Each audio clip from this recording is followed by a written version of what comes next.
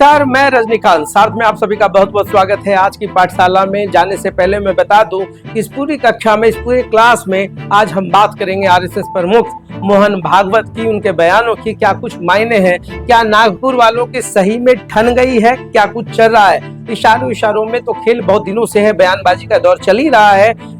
मोहन भागवत से पहले इंद्रेश जी ने अपना बयान दिया था और उससे पहले जेपी नड्डा ने तो खैर लोकसभा चुनाव से पहले ही कह दिया था कि अब हमें आरएसएस की बैसाखी की जरूरत नहीं है, जबकि पूरा विश्व जानता है, देश जानता है कि बीजेपी को अगर कोई बैकअप करता है तो वो आरएसएस है और बिना आरएसएस के अब बीजेपी का कोई वजूद नहीं है। हालांकि अभी के परिदृश्य में अगर देखा जाए तो राष्ट्रीय राजनीति में बीजेपी सबसे बड़ी टीम है, सबसे बड़ी पार्टी है और नरेंद्र मोदी का चेहरा ही अभी काम कर रहा है। मोदी है तो मुमकिन है, मोदी की गारंटी, तमाम चीजों की गारंटी।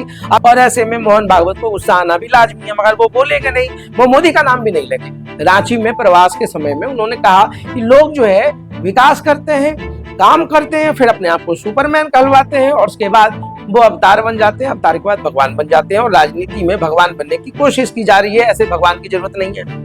लोगों को सुपरमैन वाली परिकल्पना से बाहर आना चाहिए, उस पूरे तमाम तामझाम से बाहर आना चाहिए। ये तंज किस पे है?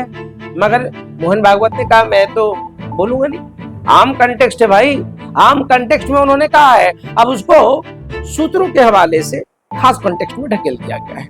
अब जो है पूरे देश में सूत्र का बहुत मायने है। अगर सूत्र ना होना तो देश की राजनीति में कुछ भी आगे नहीं बढ़ा जा सकता है।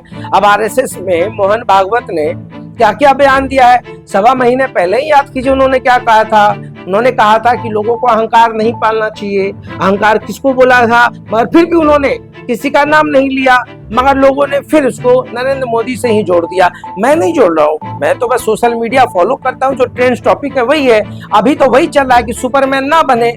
मोहन भागवत का बयान किसके लिए कहा गया है किसी को पता ही नहीं चल रहा है। अब तो सूत्र के हवाले से अखबार हो या बड़े बड़े नेशनल चैनल, हर कोई इस पूरे बयान को नरेंद्र मोदी से जोड़कर देख रहा है। मोहन भागवत ने रांची को ही क्यों चुना, सबसे बड़ा सवाल है।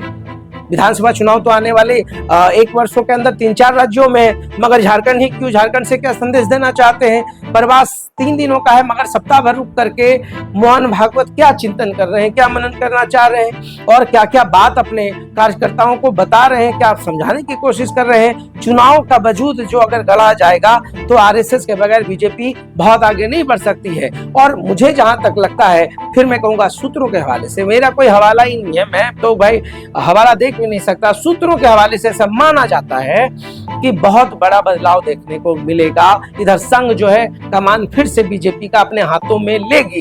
यूपी इसका ज्वलंत उदाहरण है और संघ के बहुत नजदीकी है योगी आदित्यनाथ। यूपी में जो भी खेल चला, केशव प्रसाद मौर्य ने जो भी कुछ कहा, वो बड़े बड़े लोगों से मिले, अमित शाह से मिले, जेपी नड्डा से मिले, नरेंद्र मोदी से मिले। बावजूद इसके जो संघ चाहेगा वही होगा।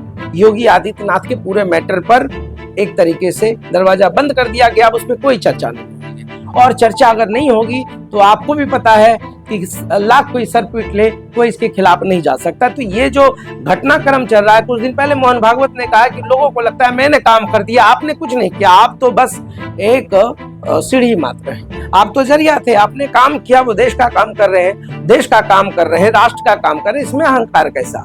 इंसान को सादगी के साथ चलना चाहिए। और बहुत सारे सांप्रदायिक मामलों पर भी उन्होंने स्पष्ट कहा है। मोहन भागवत का बयान देखें, इस देश में बहुत सारी भाषाएं हैं, बहुत सारे पंथ हैं, बहुत सारे संप्रदाय हैं, बहुत सारे लोग हैं। लोग अपने अपने हिसाब से, अपने अपनी आस्था के हिसाब से अपने धर्मों का पालन करते हैं, मगर इसका अर्थ कतई नहीं कि उनको परेशान किया जाए, क्योंकि पूरा देश एक है। ये इशारा भी किधर था वो भी समझना होना पड़ेगा।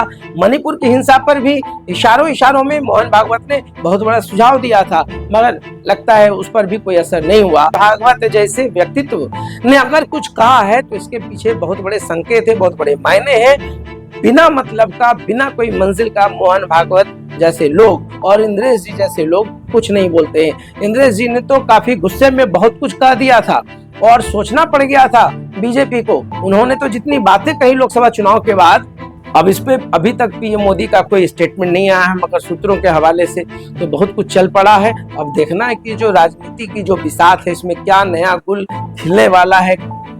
मोहन भागवत के इस बयान से कसम से कांग्रेस को बड़ा सुकून मिल रहा होगा, खास करके राहुल गांधी तो मन मन मुस्कुरा रहे होंगे कि देखो लगता है आरएसएस और बीजेपी में कुछ चल रहा है, और सूत्र तो चलवा भी दे। मगर देखिए, सबको पता है कि अभिभावक के रूप में आरएसएस है, वो बीजेपी को सलाह दे रही है। कोई बड़ा बदलाव, कोई बड़ा विकल्प की तलाश की जा रही है। बदलाव राष्ट्रीय स्तर पर होगा कि कई राज्यों में होगा, यह भी देखना दिलचस्प होगा। मगर मोहन भागवत ने जो कहा है सबको ध्यान से सुनना चाहिए। या किसी एक दल के लिए नहीं है, या किसी एक व्यक्ति के लिए नहीं है, या किसी एक पार्टी के लिए नहीं है। इंसान को कभी भी खुद को सुपरमैन या भगवान स्थापित करने की कोशिश नहीं करनी चाहिए, क्योंकि वो तो सिर्फ एक है और एक ही रहेगा, जिसके इशारे पर पूरी दुनिया, पूरे ब्रह्मांड की संरचना टिकी हुई है। और वही है तो दुनिया है, यह सबको समझना पड़ेगा। अलग अलग भाषा हो सकता, अलग अलग रंग है, अलग अलग आस्था है, फिर भी देश एक है। और तो देखते रहिए साथ। बहुत बहुत धन्यवाद। पाठशाला में इतना ही।